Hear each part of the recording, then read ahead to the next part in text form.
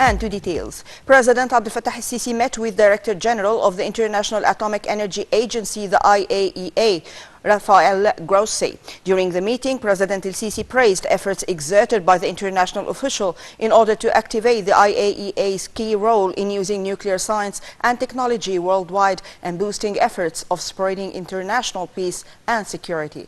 The head of state pointed out that Egypt seeks to benefit from the peaceful uses of atomic energy in the development process through establishing the Dabaa nuclear station, through benefiting from the IAEA's experience in applying the highest international standards in the field of nuclear safety measures. For his part, the Director General of the IAEA hailed Egypt's pivotal contributions at regional and international levels in the field of non-proliferation of nuclear weapons and peaceful uses of atomic energy. Grossi stressed the international agency's support for Dabaa nuclear station project. President Abdel Fattah ElSissi directed expanding the use of advanced electronic and technological systems in courts to speed up their work, in addition to enabling remote litigation in all the Egyptian courts during the upcoming period. The President's remarks came during his meeting with Minister of Justice Omar Marwan. Presidential spokesman Ambassador Bassam Radi said that during the meeting, President ElSissi also followed up on upgrading the judiciary system across Egypt. The Minister of Justice had reviewed the main aspects of developing the litigation system in terms of raising the efficiency of the current court premises and buildings in all governorates and developing the techniques in converting speech into written text during sessions.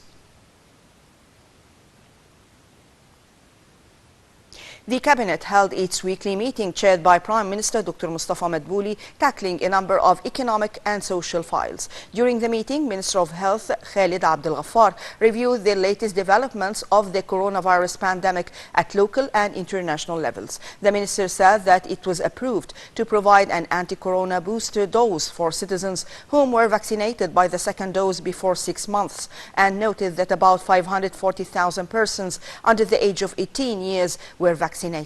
The Council also followed up on the ongoing national projects nationwide, included those of Decent Life Initiative to develop villages and rural areas nationwide. Foreign Minister Sameh Shoukry held a joint press conference with his Saudi counterpart Prince Faisal bin Farhan. Shoukry reiterated that Egypt and Saudi Arabia are bound by strong ties, affirming that both countries share similar visions on different regional issues, particularly combating terrorism. For his part, Prince Faisal expressed appreciation for the Egyptian support for the kingdom's security and stability against external threats. He emphasized his country's backing for Egypt and Sudan in preserving their water rights. The two diplomats also reiterated the necessity of holding Libyan elections in their scheduled time, in addition to the Palestinians' legitimate right in establishing their independent state along the 1967 borderline. Earlier, Shoukry and his Saudi counterpart discussed issues of mutual concern and means of boosting bilateral ties, as well as a number of regional files, including the Libyan issue and measures of facing the repercussions of the corona pandemic outbreak. Shoukry is also said to hold talks with the Director General of the International Atomic Energy Agency, Mariano Grossi. Upon the directives of President Abdel Fattah ElSissi, the armed forces organized a visit for people with special needs to the military college. Upon their arrival, a military parade was carried out for them by the college cadets. The visitors also participated in a whole day inside the college, during which they had experience about the activities of the college and military exercises of the cadets.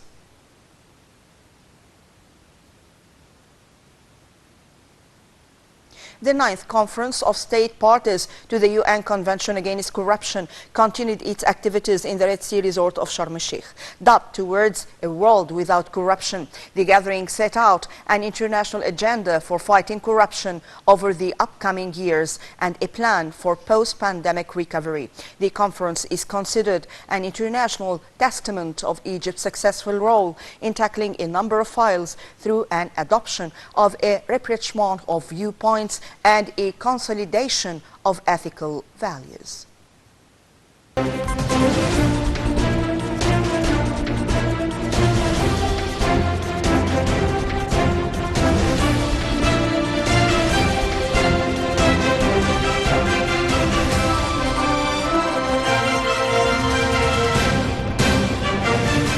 And to details, Egypt's stock market indices collectively rose during Thursday's trading session, pushed by purchasing operations of local institutions and foreign investors. The benchmark EGX 30 index went up by 0.6% to reach 11,680 points. The EGX 70 EWI index and the EGX 100 EWI index also added 0.6% to 0.9% successively.